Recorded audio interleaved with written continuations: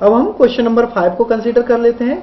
Use Euclid division lemma to show that the cube of any positive integer in the form of 9m+1 और 9m+8, यानी हमें यह दिखाना है कि कोई भी पॉजिटिव इंटीजर है उसका जो क्यूब होता है वो 9m+1 और 9m+8 के फॉर्म में भी हो सकता है, अदर फॉर्म पॉसिबल नहीं है। तो यहाँ क्यूब की बात की गई है, तो वैल्यू अगर यहां से ध्यान से देखेंगे 9m+1 है। तो अगर इस क्वेश्चन को हम प्रीवियस मेथड की तरह सॉल्व करते हैं, तो हम आपको पहले प्रीवियस क्वेश्चन दिखा देते हैं। ये प्रीवियस क्वेश्चन है जो हमने सॉल्व किया था। तो अगर हम प्रीवियस क्वेश्चन के मेथड से सॉल्व करते हैं इस पार्ट को, ये 5th को, तो यहां पर b की वैल्यू हमें, जो b की वैल्यू है वो हमें यहां पर कितनी लेनी पड़ेगी, 9 लेनी पड़ेगी।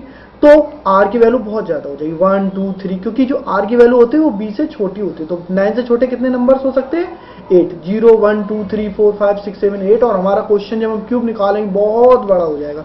तो यहाँ पर एक शॉर्टकट है। शॉर्टकट क्या है, हमें पता है कि जो ये 9 है ये 3 का स्क्वायर होता है। तो अगर हम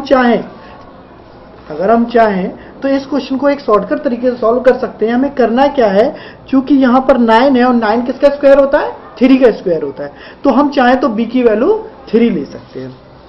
तो सेम तरीके से लिखते हैं, a एंड लेट कर लेते हैं, let a and b are 2 positive integers हैं। एक सेकेंड, 2 पॉजिटिव इंटीजर्स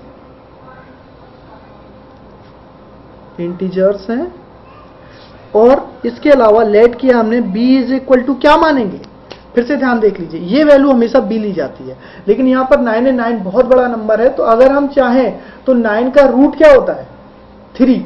9 किसका स्क्वायर है, 3 का स्क्वायर होता है, 3 3 जा 9। तो हम चाहें तो इस 9 की जगह 3 भी ले सकते हैं। तो b की जगह हम 3 ले लेते हैं। तो जो हमारी यूक्लिड डिवीजन लेमा होती है उसके अकॉर्डिंग हम नंबर्स को लिखते हैं, a is equal to b³ plus r।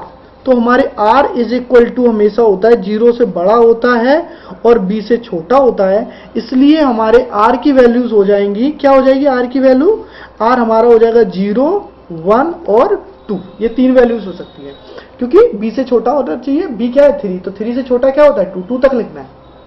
अब हम नंबर्स लिख लेते हैं, पॉसिबल नंबर्स। तो पॉसिबल नंबर्स बिल क्या होंगे हमारे,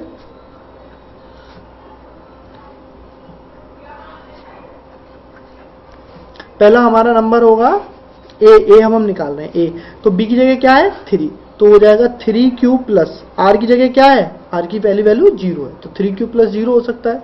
दूसरा r की सेकेंड वैल्यू क्या है 1, तो 3³ प्लस 1 हो सकता है। और जो थर्ड वैल्यू है r की वो 2 है, तो हम लिख सकते हैं 3³ प्लस 2। अब इन सभी नंबर्स का हमें क्यूब चेक करना है। क्वेश्चन कह रहा है ना क्यूब ऑफ एनी पॉजिटिव, तो क्यूब निकालना है, तो इसका मतलब है इन तीनों वैल्यूज का क्यूब करना पड़ेगा। तो 3³ प्लस 0 करेंगे, 3³ को 0 से जोड़ेंगे, 0 से किसी को प्लस कर दो कोई फर्क तो पड़ता नहीं है, तो 3³ ही आ जाएगा। तो क्यूब ऑफ नंबर्स, क्यूब निकाल लेते हैं। तो पहला आ गया हमारा 3³ समझ में आ गया होगा। 3³ प्लस 0 की वैल्यू क्या हो जाएगी, 3³ हो जाएगी, 0 प्लस करने से कोई इफेक्ट नहीं पड़ता। ये हमारी पहली वैल्यू आ गई। दूसरी वैल्यू है हमारी 3³ प्लस 1, तो लिख देते हैं 3³ प्लस 1।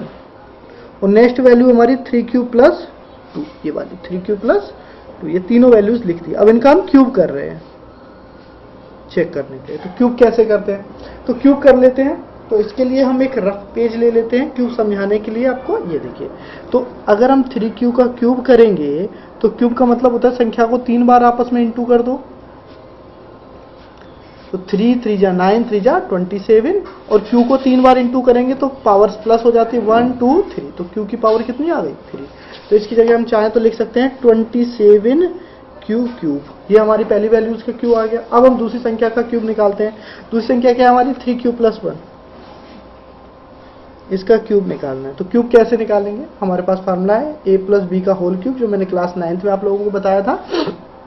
फार्मूला होता है a³ प्लस 3ab ब्रैकेट के अंदर a plus B plus b³। अच्छा जी, अब इस फार्मूले का यूज कर लेते हैं। तो ध्यान से देखेंगे, a की जगह क्या डालना है 3³ डालना है, b की जगह क्या डालना है 1 पुट करना है। तो a की जगह 3³ पुट कर देते हैं ब्रैकेट लगा के, क्यूब की जगह क्यूब, 3 की जगह 3, a की जगह क्या लिखना है 3³, b की जगह क्या लिखना है 1, 3 क्यूब की जगह a की जगह 3 क्यूब, b की जगह 1 और b की जगह 1। इसे सॉल्व कर देता हूँ। 3 का क्यूब करेंगे, अभी हमने 3 का क्यूब निकाल के दिखाया था, कितना आया था 27 क्यूब आया था। इसे इंटू करते हैं, 3 3 जा 9, तो ये 9 क्यूब ब्रैकेट में आया 3 क्यूब प्लस 1 और 1 का क्यूब करेंगे तो 1 आएगा। तो यहाँ मैं लिख सकता हूँ 27 cube plus 9 cube with in bracket 3 cube plus 1 plus 1, ये हमारा आ गया। अब इसी तरीके से हम नेक्स्ट टर्म का क्यूब निकाल लेते हैं। नेक्स्ट टर्म क्या है हमारा, 3 क्यूब प्लस 2 है, तो 3 क्यूब प्लस 2 का क्यूब निकाल लेते हैं। तो लिख लेते हैं 3 क्यूब प्लस 2, इसका क्यूब निकालना है। तो इसका क्यूब निकालने के लिए सेम फार्मूला लगा देते हैं, यही वाला। तो इस फार्मूले को मैं लिख देता हूँ, a प्लस बी का whole cube, a cube plus 3ab within bracket a plus b cube. इसका यूज करना है तो ध्यान से देखिए, a की जगह आपको 3 क्यूब डालना है, b की जगह 2 डालना है, तो a की जगह 3 क्यूब डाल देते हैं, इस b की जगह 2 डाल देते हैं, a की जगह 3 क्यूब डालना है, b की जगह 2 डालना है, प्लस b क्यूब की जगह b की जगह क्या डालना है 2 पुट कर देते हैं। सॉल्व कर देते हैं, 3 का क्यूब करेंगे 27 क्यूब आ जाएगा। 3 3 जा 9, 2 जा 3 3 जा 9, 9 2 जा 18 क्यू आ गया, और ब्रैकेट को वैसे का वैसे ही लिख देते हैं। ये आ गया हमारा।